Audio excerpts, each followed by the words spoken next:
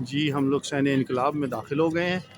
سین انقلاب کی وجہ شہرت جو ہے وہ سامنے یہ بنی ہوئی اوپر شہ نشین ہے، جہاں سے مولا رضا علیہ السلام کے حرم میں کی جانے والی ایک پرانی بہت ہی قدیم ایک رسم ادا کی جاتی ہے، نکارے بجائے جاتے ہیں۔ آپ دیکھا ہوگا ویڈیوز میں نکارے بج رہے ہیں، وہ نکارے جو ہیں وہ اس شہ نشین سے بجائے جاتے ہیں۔ یہ سامنے سین انقلاب کے سے زری میں داخل ہونے کا دروازہ ہے۔ ابھی ہم آپ کو یہاں پہ سین انقلاب کی ہسٹری بھی بتاتے ہیں۔ آقا جان پہنچ گئے ہیں، زائرین حسب معمول تھوڑا سا خواتین ہیں چونکہ ساتھ میں، اور ذرا گروپ آپ کو پتہ ہے سلو موو کرتا ہے، تو ان سب لوگوں کو لے کر ساتھ چلنا ہوتا ہے۔ آپ لوگوں کو اگر ہماری یہ ویڈیو پسند آئے تو ہمارے چینل کو سبسکرائب کیجئے گا، لائک کیجئے گا، شیئر کیجئے گا، اور اس سے زیادہ سے زیادہ لوگوں کو دکھائیں تاکہ لوگ زیادہ سے زیادہ اس قسم کی انفارمیٹیو ویڈیوز سے فائدہ اٹھا سکیں۔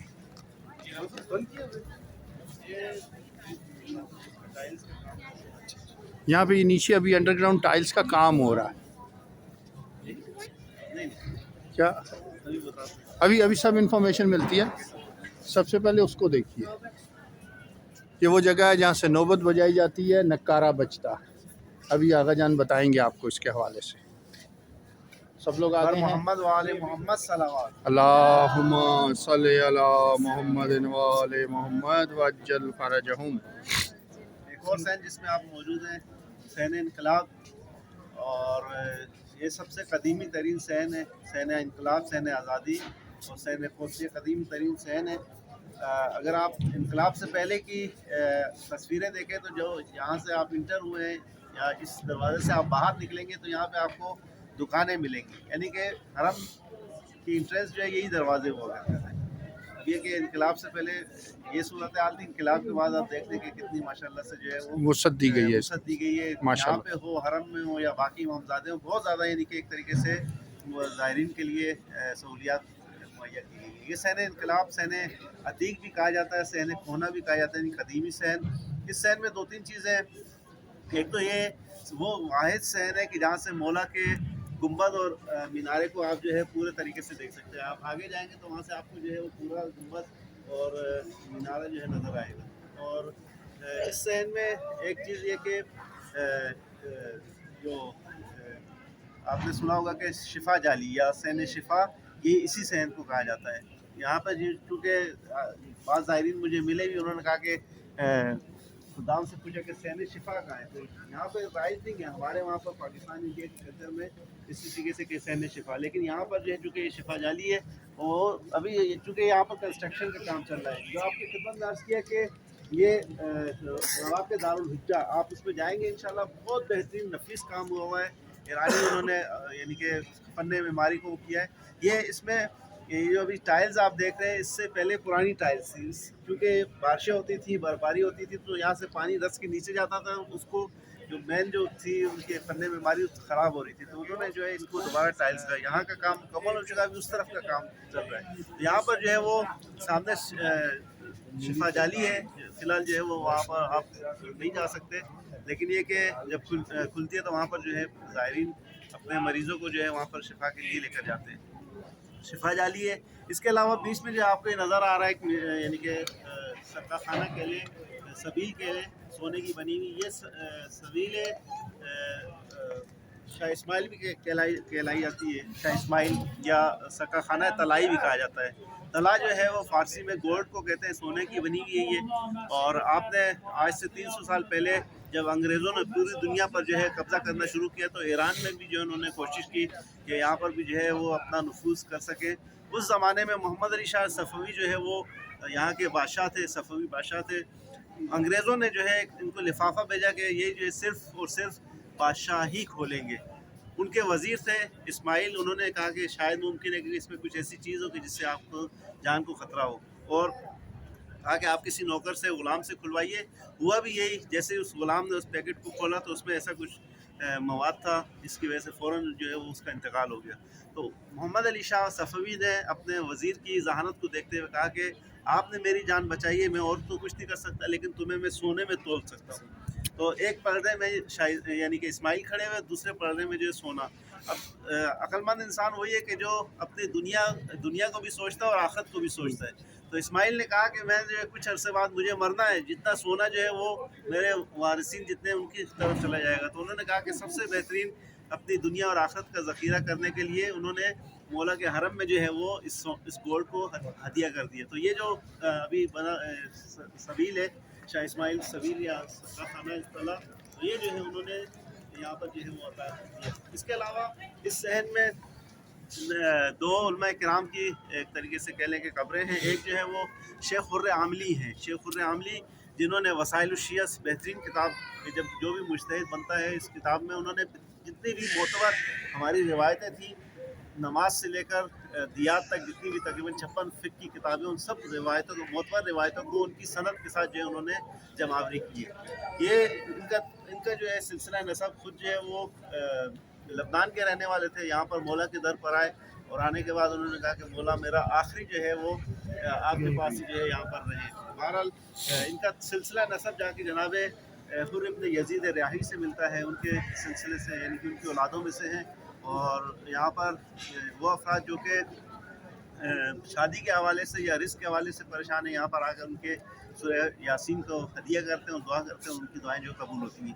اس کے علاوہ ایک اور بزرگ ہستی یہاں پر جو ہے، یہاں یہ خواتین بیٹھی ہوئی ہیں. پہلے یہاں پر ان کا کتیبہ لگا ہوا تھا، یعنی کہ قبر کا وہ لگا ہوا تھا.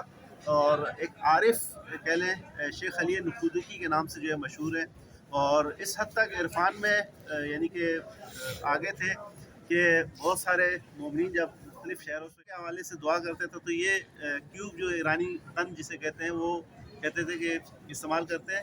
جو شخص سامنے ہوتا تھا کہتا تھا کہ آپ اس کی نیت سکھائیں. جو وہاں پر تبریز میں یا تہران میں جو مریض ہے، یہ یہاں پہ منہ میں رکھتا تھا اور یہ دعا کرتے تھے تو شفا اس شخص کو مل جاتی تھی. سبحان اللہ. بہرحال مولا کے غلاموں کی جو ہے وہ اس در پہ غلاموں کو جو ہے اس طریقے سے ملتا ہے. تو اور کہہ لیں کہ دوسری چیز یہ کہ ان کی باطنی آنکھیں کھلی ہوئی تھی، یعنی کہ ہوتی ہے کہ چشم باطنی جسے کہتے ہیں کہ انسان آگے کے اس کو دیکھ سکتا ہے. وہ اسی وقت ہوتا ہے کہ جب انسان جو ہے گناہوں سے دوری اختیار کرتا ہے، واجبات پر عمل کرتا ہے، تو وہ اللہ کی طرف سے ایک گفٹ ہوتا ہے کہ اس کو جو ہے اس کی باطنی آنکھ کھل جاتی ہے. اور اسی طریقے سے ان کو بھی اللہ تعالیٰ نے یہ چونکہ عرفان میں بہت زیادہ، یہ بھی جو ہے وہ نجف میں رہتے تھے، یہاں پر آئے، انہوں نے دعا کی کہ مولا میرا آخری وقت جو ہے وہ یہیں پر آپ کے پاس ہو. اب انہوں نے بہت سارے ان کے واقعات ہیں، دو واقعات جو آپ کو میں ایک واقعہ ذکر کر دوں کہ انہوں نے پتہ تھا کہ کیونکہ انقلاب سے پہلے ان کا انتقال ہوا ہے، انہوں نے آج سے 50-60 سال پہلے کہہ لیں کہ انہوں نے وصیت کی کہ جب میرا انتقال ہو تو اس وقت جو ہے آپ نے مجھے 30 میٹر نیچے دفنا ہے. اب 50-60 سال پہلے 30 میٹر نیچے جو ہے پہلے زمین کھودی جائے، پھر اس کے بعد جو ان کو دفنایا جائے. تو ان کی اس وقت تو لوگوں کے لیے سخت تھا، لیکن چونکہ ان کی باطنی آنکھ کھلی ہوئی تھی کہ یہاں پر انقلاب آنا ہے، انقلاب کے بعد یہاں پر نیچے رواق دارالحجہ ہے، اب اس کے نیچے جو ہے ان کی قبر ہے. تو یہ جو ہے اس طریقے سے مولا کے کہہ لیں کہ عالم دین بھی تھے اور چاہنے والے بھی تھے. اسی طریقے سے ایک اور واقعہ جو ملتا ہے کہ شخص آیا مولا کی بارگاہ میں. بعد ہمارے مومنین کہتے ہیں کہ ہم نے دعا کی امام کے حرم میں، لیکن ہماری دعائیں قبول نہیں ہوئی. کوئی نہ کوئی مصلحت ہوتی ہے. دعا قبول نہ ہونا یعنی یہ نہ سمجھے کہ میری دعا قبول نہیں، کیونکہ روایتوں میں جملے ہیں کہ جب مومن دعا کرتا ہے تو یا اس کی دعا اس کی جو اس وقت کی پریشانی ہے، جو جس کے لیے دعا کر رہا ہے اس کی دعا قبول ہو جاتی ہے، یا اس کے بدلے میں دعا قبول نہیں ہوتی، جو آنے والی مصیبتیں اور پریشانیاں ہیں وہ ٹل جاتی ہیں، یا پھر یہ کہ آخرت کے لیے ذخیرہ کر دی جاتی ہیں. کہتے ہیں کہ کل قیامت کے دن انسان اپنی ان دعاؤں کو دیکھے گا کہ جو قبول نہیں ہو، ان کو جب ثواب دیکھے گا تو خدا کی بارگاہ میں اس وقت افسوس کرے گا کاش دنیا میں میری ایک بھی دعا قبول نہ ہوتی، میری ایک بھی دعا قبول نہ ہوتی، مجھے اتنا اجر دیا جا رہا ہے. تو اسی طریقے سے ایک شخص آیا مولا کی بارگاہ میں، کہا کہ مولا مجھے جو ہے اولاد چاہیے. دعا کی، استغاثہ کیا، قبول نہیں. کسی نے کہا کہ جو ہے وہ آپ شیخ علی نقودکی کی قبر پر جائیں، سورہ فاتحہ ہدیہ کریں اور ان سے جو ہے آپ دعا کریں. بہرحال انہوں نے دعا کی شیخ علی نقودکی کی قبر پر سورہ یاسین کا ہدیہ پہنچا کر، ان کو جو ہے ان کی دعا قبول ہوئی. 1 سال کے بعد جو ہے آئے مولا کی بارگاہ میں، کہتے ہیں کہ مولا آپ نے تو مجھے اولاد نہیں دی، لیکن شیخ علی نقوذکی نے جو ہے وہ میری جو ہے وہ دعا کو قبول کر لیا ہے۔ بہرحال یہ معرفت کی کمی کی وجہ سے، یہ وہ ہستیاں ہیں جو کہ قیامت تک کا علم رکھتے ہیں، علم لدنی کے مالک ہیں۔ اگر کوئی ہماری دعا قبول نہیں ہو رہی تو اس میں ہماری مصلحت ہے۔ بہرحال اس سال مختصر یہ کہ کچھ عرصے کے بعد 10-15 سال کے بعد آئے وہی شخص اپنے بیٹے کے ساتھ مولا کی اسی جگہ پر کھڑے ہو کر کے کسی نے پوچھا کہ آپ نے جو اتنی تمنا کر کے اتنی منتیں کر کے جو ہے وہ آپ کو اولاد ملی، کہا کہ نہیں، اس نے میرے جینا دوبھر کر دیا ہے، یعنی اس کا کردار ایسا ہے کہ میں گلی میں سر اٹھا کر نہیں چل سکتا۔ تو مولا کی طرف سے اگر کوئی منع تھا تو اس میں کوئی نہ کوئی مصلحت ہے۔ اس کے علاوہ ان کی برزخی آنکھ کے حوالے سے ایک اور واقعہ ملتا ہے کہ جب یہ یہاں پر آئے تو انہوں نے دیکھا کہ مولا جو ہے وہ اپنے تربت سے ہرے رنگ کی شال اوڑے باہر نکلے ہیں، اور جہاں پر یہ ان کی قبر ہے یہیں پہ مولا نے جو ہے ایک طریقے سے اسٹیج کہا کہ اسٹیج بنایا جائے، اور جتنے بھی جو زائرین ہیں، یہ جو اس طرف ہے شیخ العاملی، یعنی کہ یہاں سے جو ہے وہ نواب صفوی کی طرف سے یہاں سے آئیں اور اس والے دروازے سے جو ہے وہ زائرین نکل جائیں باہر، انٹرنس یہاں سے ہو اور اس طرف سے نکل جائیں، اور کس طریقے سے جیسے جو ہے فوجی جو ہے مارچ پاس کرتے ہوئے جاتے ہیں اسی طریقے سے۔ اب یہ کہتے ہیں کہ شیخ علی نقوذکی کہتے ہیں کہ میں نے دیکھا کہ جب زائرین آ رہے تھے مولا کے، کچھ جو ہے وہ انسانی شکل میں تھے، کچھ جو ہے مختلف حیوانات کی صورت میں تھے، جو روایتوں کے مطابق بھی ایک ہماری ظاہری شکل و صورت ہے جو اللہ تعالیٰ نے ہمیں دی ہے، ایک ہمارے کردار کی وجہ سے ہماری شکل بنتی ہے جو کہ باطنی شکل ہماری کہلاتی ہے۔ اب وہ ہمارے جتنے جس کے نیک اعمال ہوں گے اسی حساب سے اس کی جو ہے وہ شکل ہوتی ہے۔ اب اس نے دیکھا کہ کچھ جو ہے وہ انسانوں کی شکل میں ہی ہے، کچھ جو ہے وہ حیوانات، کسی کی جو ہے وہ کوئی بچھو کی شکل میں، کوئی سانپ کی شکل میں۔ اللہ بہرحال ہمیں انشاءاللہ ہمارے جو ظاہری شکل ہے اسی طریقے سے ہماری باطنی شکل بھی قرار دے۔ الہی آمین، الہی آمین۔ کہتے کہ جیسے ہی جب شکلیں مختلف تھیں، لیکن جب مولا کے یہاں سے سامنے سے گزرتے تھے، مولا کا دست کرم، دست شفقت جو ہے ان کے اوپر تھا۔ جب اس دست شفقت کے نیچے سے گزر رہے تھے تو کہتے ہیں کہ سب جو ہے وہ انسانوں کی شکل میں تبدیل ہوتے جا رہے تھے۔ درود پڑھ دے محمد۔ اللہم صلی علی محمد و علی محمد وجل۔ بہرحال یہ ہستیاں، اس کے علاوہ جو ہے یہ اوپر جو ہے آپ کو نظر آ رہا ہے نقار خانہ ہے، ایک طریقے سے یہ مولا کی بادشاہت، پہلے جو ہے بادشاہوں کی سلطنت کا اعلان کرنے کے لیے نقار خانہ بجایا جاتا تھا، یہ یعنی کہ مولا کی سلطنت کا اعلان ہے، بادشاہت کا اعلان ہے۔ اس کے علاوہ آپ کی خدمت میں عرض کیا کہ پہلے مشہد مقدس چھوٹا سا شہر تھا، یہ جو ہے طلوع آفتاب سے آدھا گھنٹہ پہلے، غروب آفتاب سے آدھا گھنٹہ پہلے بجایا جاتا ہے، تاکہ کیونکہ ابھی جو ہے جی ہر روز، اب اس میں جو ہے پہلے کہ نماز فجر کی آپ کی نماز قضا ہونے والی ہے اور مغرب کی نماز کے جو ہے ٹائم ہونے والا ہے۔ اب چونکہ شہر بہت بڑا ہو چکا ہے اور تو اب جو ہے وہ ایک طریقے سے بہرحال مولا کی بادشاہت کا اعلان ہے۔ پورے سال یہ نقارہ بجایا جاتا ہے، سوائے 2 مہینے، 2.25 مہینے جو عزاداری کے اس میں نہیں بجایا جاتا، محرم سفر، محرم سفر۔ جی۔ اس کے علاوہ جب کسی امام کی شہادت ہوتی ہے تو اس وقت بھی جو ہے وہ یہ نقارہ نہیں بجایا جاتا۔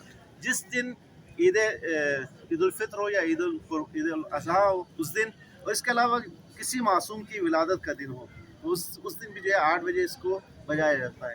اگر ان اوقات کے علاوہ بجایا جا رہا ہے دن میں یا رات میں کسی پیر میں، تو سمجھ لیجئے کہ یہاں پر جو ہے وہ حرم میں کوئی معجزہ ہوا ہے، ظاہر کے اوپر جو ہے مولا کی نظر کرم ہوئی ہے، معجزہ ہوا، اس کو شفا ملی ہے، اس کی وجہ سے جو ہے وہ بجایا جاتا ہے۔ درود پڑھ دیں محمد۔ اللہم صلی علی محمد و علی محمد وجل فرجہ۔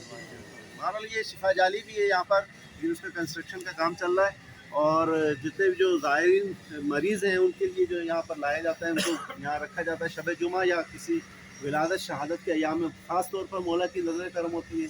اسی کے مقابلے میں اوپر جو ہے یہاں پر انہوں نے ڈاکٹروں کی ٹیم بٹھائی ہوئی ہے، اس کے پہلے والے جتنے جو ٹیسٹ ہیں ان کو دیکھا جاتا ہے، اس کے بعد والے جتنے ٹیسٹ ہیں ان کو دیکھا جاتا ہے، اور پھر اس کو جو ہے وہ اس طریقے سے معجزے کے طور پر جو ہے وہ رجسٹر کر دیا جاتا ہے۔ درود پڑھ دیں محمد۔ اللہم صلی علی محمد و علی محمد وجل فرجہ۔ نہیں جی، ہم اب جا رہے ہیں اگلے صحن کی طرف، اور ہم کوشش کر رہے ہیں کہ آپ کو حرم مولا رضا علیہ السلام کے حوالے سے زیادہ سے زیادہ حرم آگاہی دی جا سکے، حرم شناسی کروائی جا سکے، اور اسی حوالے سے ظاہر ہے آغا جان ہمارے ساتھ ہیں اور ہمارا گروپ ہے جو ہے جس کی میزبانی جو ہے وہ کریمہ معصومہ زیارت سروسز کر رہی ہے، اور اسی حوالے سے جو ہے وہ یہ گروپ جو ہے کاروان حسن مجتبیٰ امروہہ سوسائٹی کراچی سے آیا ہوا ہے، اور ہم حرم شناسی کروا رہے ہیں زائرین کو۔